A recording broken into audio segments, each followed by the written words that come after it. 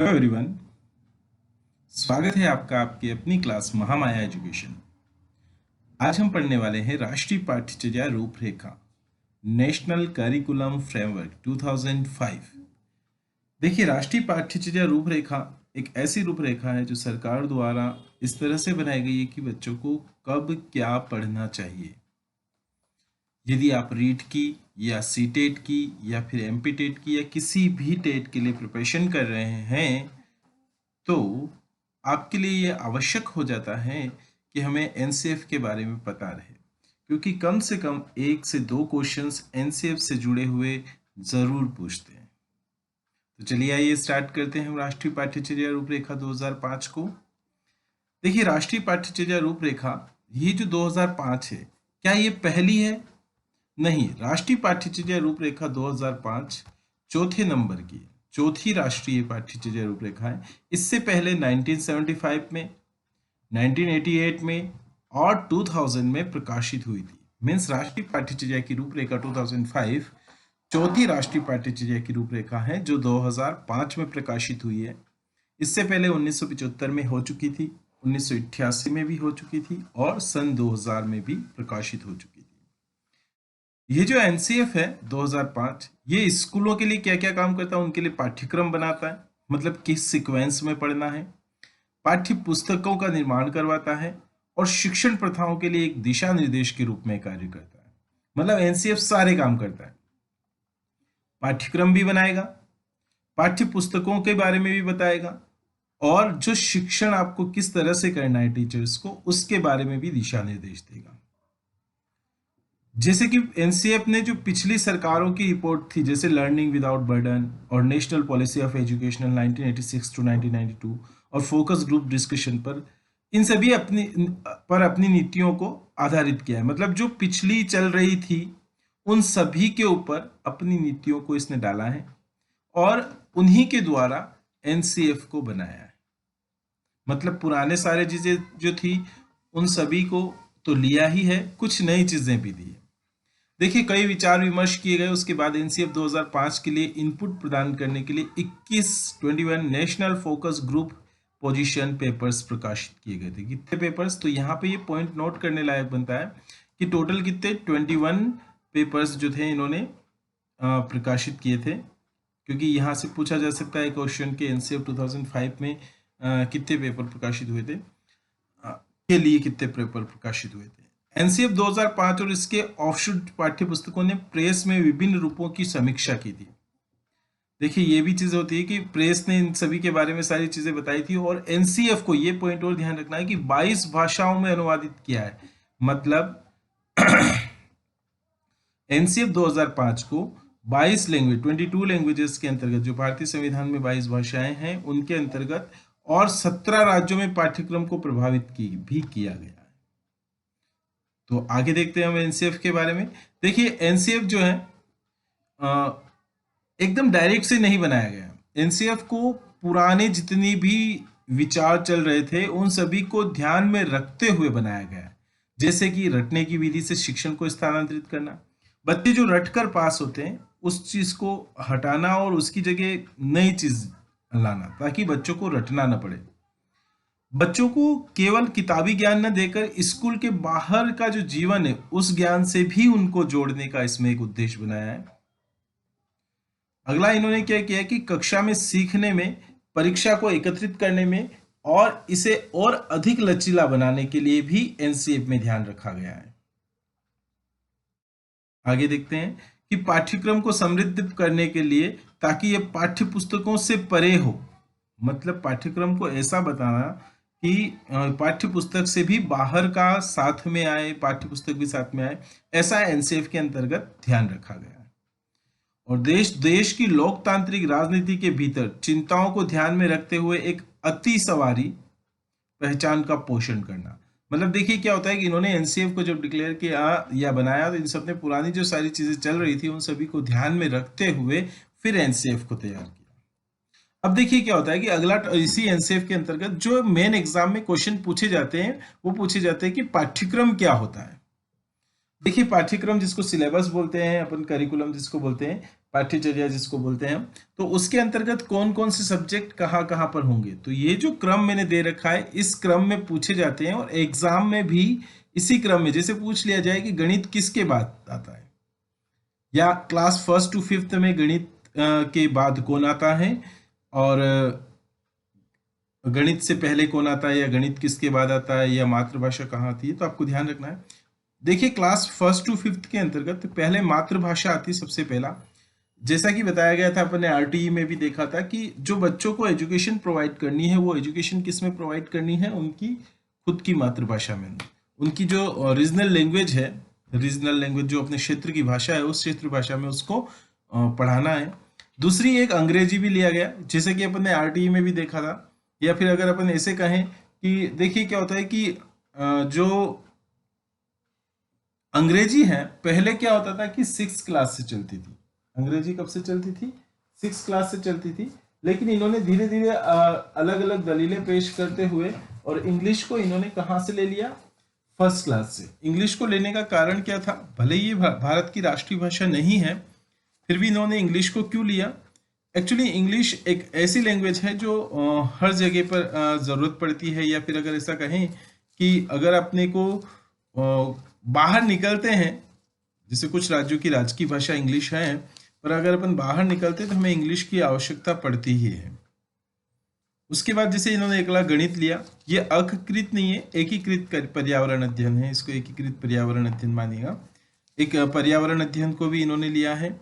और अगला है कला एवं शिल्प, जिसे बच्चों को कुछ चीज़ें जो सीखने को मिल जाए, कुछ नई नई चीज़ें वो बनाना सीख जाए, वो इसमें दिया गया है। और एक शारीरिक विकास। शारीरिक विकास के अंतर्गत क्या है कि बच्चों को इस तरह से देना है कि उनका कुछ गेम्स वगैरह भी हो जाए, वो कुछ अपने शरीर के विकास के लिए कुछ एक्सरसाइज वगैरह, योगा वगैरह, इन सब चीज़ों को भी कर सके। और अगला एक और इन्होंने दिया है कार्य अनुभव। तो ये सीक्वेंस किस में दिया है? क्लास फर्स्ट टू फिफ्थ में।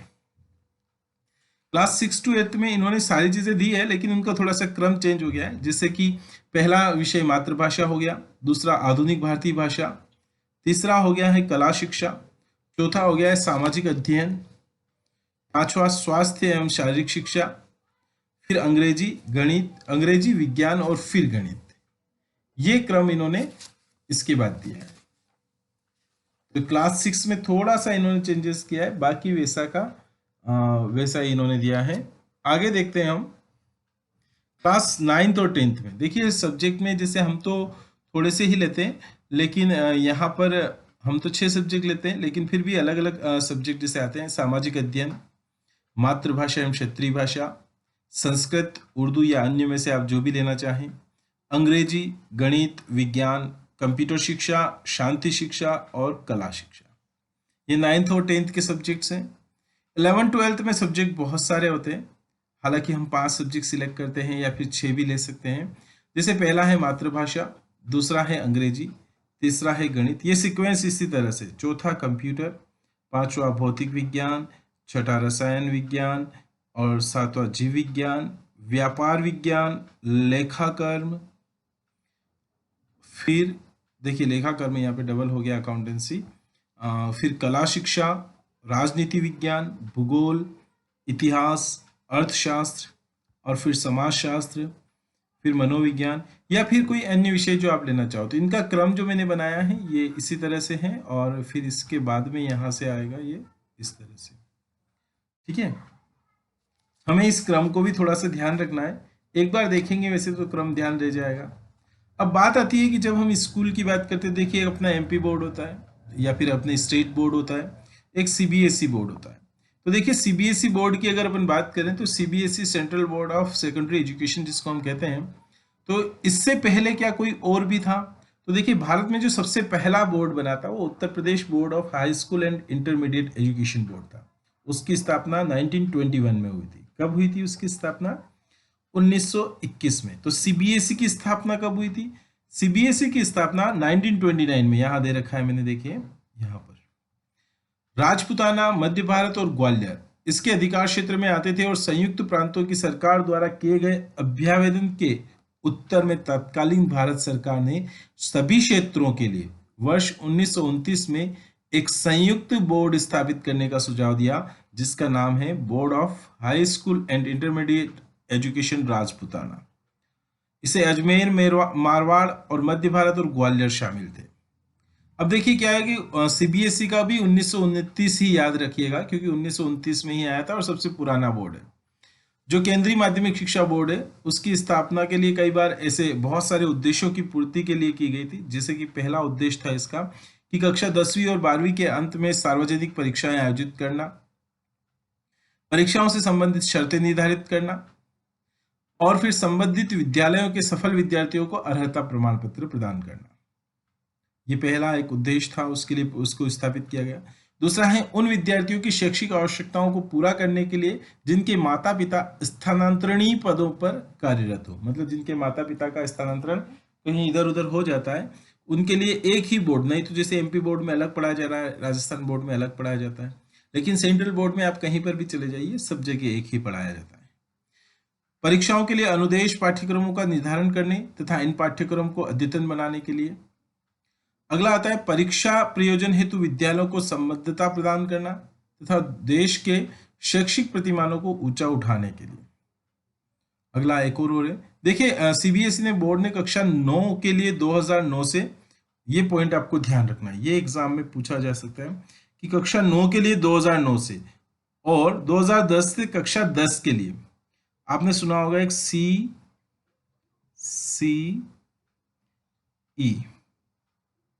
एक CCE चलता है, कंटिन्यूअस एंड कॉम्प्रेसिव एवेल्यूएशन। सतत और व्यापक प्रकृति का जो मूल्यांकन होता है वो इन्होंने 2009 से कक्षा 9 के लिए और 2010 से कक्षा 10 के लिए इन्होंने लागू किया। सीबीएसई के बाद एक आता है एनसीईआरटी। एनसीईआरटी जिसे national council of educational research and training कहते हैं, राष्ट्रीय शैक्षिक अनुसंधान और प्रशिक्षण परिषद। देखिए एनसीईआरटी भारत सरकार द्वारा जो स्थापित संस्थान है, जो विद्यालयी शिक्षा से जुड़े मामलों पर केंद्रीय सरकार और प्रांतीय सरकारों को सलाह देने के उद्देश्य से स्थापित किया गया था। तो पॉइंट नोट करिएगा, किस मामले में? विद्यालयी शिक्षा से जुड़े हुए मामलों में केंद्रीय सरकार और प्रांतीय सरकारों को सलाह देने के उद्देश्य से स्थापित किया। एनसीईआरटी परिषद जो है भारत में स्कूली शिक्षा संबंधी सभी नीतियों पर कार्य करती है। एनसीईआरटी जो है क्या स्कूली शिक्षा संबंधी सभी नीतियों पर कार्य करती है और इसका मुख्य कार्य शिक्षा एवं समाज कल्याण मंत्रालय को विशेषकर स्कूली शिक्षा के संबंध में सलाह देने और नीति निर्धारण में मदद करता है। तो किसको सलाह देते हैं? ध्यान रखिएगा, शिक्षा एवं समाज कल्याण मंत्रालय को, जिसको हम ऐसा बोल सकते हैं शिक्षा मंत्रालय को। एनसीईआरटी इसके अतिरिक्त भी और भी बहुत सारे कार्य करते हैं, जैसे शिक्षा के समूचे क्षेत्र में शोध कार्य को सहयोग और प्रोत्साहित करना, उच्च शिक्षा में प्रशिक्षण को सहयोग देना, स्कूलों में शिक्षा पद्धति में लाए गए बदलाव और उनको विकास को लागू करना, राज्य सरकारों और अन्य शैक्षिक संगठनों को स्कूली शिक्षा संबंधी सलाह आदि देना, अपने कार्य हेतु प्रकाशन सामग्री और अन्य वस्तुओं के प्रचार की दिशा में कार्य करना, और इसी तरह भारत में शिक्षा से जुड़े लगभग हर एक कार्य में एनसीईआरटी की उपस्थिति किसी न किसी रूप में रहती ही है। तो देखिए क्या होता है कि हमारे पास में एनसीएफ से जुड़े हुए कुछ चीज़ें हमने देखी कि कौन कौन सा पाठ्यक्रम होता है और किस तरह से ये चलता है। हमने ये भी देखा कि सीबीएसई किस तरह से वर्क करती है, सीबीएसई क्या होती है, स्टेट बोर्ड के बारे में हमने नहीं देखा, लेकिन स्टेट बोर्ड जो रहता है वो स्टेट बोर्ड एनसीएफ के अनुसार ही चलता है। एनसीएफ जो बताता है उसके अनुसार वो सब्जेक्ट फिर स्टेट वाले अपने हिसाब से इसमें ऐड कर देते हैं। और जो सीबीएसई होता है वो सीबीएसई पूरे स्टेट के साथ में एक साथ चलता है। और एनसीईआरटी की जिसे अपने आप लोगों ने भी सुना होगा, एनसीईआरटी की बुक अच्छी रहती है, एनसीईआरटी की बुक अच्छी रहती है। एक्चुअली एनसीईआरटी का काम ही यही है कि वो जो शिक्षा से संबंधित जितने भी मसले होते हैं उन सभी मसलों को वो सॉल्व करे और शिक्षा मंत्रालय को वो क्या करे, सहयोग प्रदान करे। देखिए हमें एनसीईआरटी से रिलेटेड कुछ क्वेश्चंस वगैरह करने रहेंगे। मैं आपको एक वीडियो प्रोवाइड करूंगा या फिर एक वीडियो और साथ का साथ दूंगा जिसके अंतर्गत हम एनसीएफ, आरटीई और इनसे जुड़े जो क्वेश्चंस होते हैं उन सभी क्वेश्चंस को उसमें सॉल्व करेंगे। ठीक है, तब तक आप देखिए और जो भी इंफॉर्मेशन आपको एनसीएफ से रिलेटेड मिलती है आप उसको ज़रूर पढ़िएगा, क्योंकि एग्ज़ाम में एनसीएफ से रिलेटेड 1 या 2 क्वेश्चंस अवश्य आएंगे। ठीक है, तो चलिए मिलते हैं नेक्स्ट वीडियो में। Thank you.